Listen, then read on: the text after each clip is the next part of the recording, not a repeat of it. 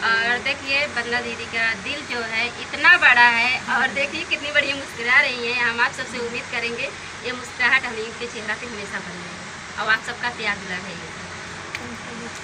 चलो तो एक नाच चुटकुला भी सुनाने जा रहे हैं। जैसा लगे लाइक शेयर कमेंट जरूर करना और अपने दिल पे मत लेना कि चलिए सुनाते हैं। मैं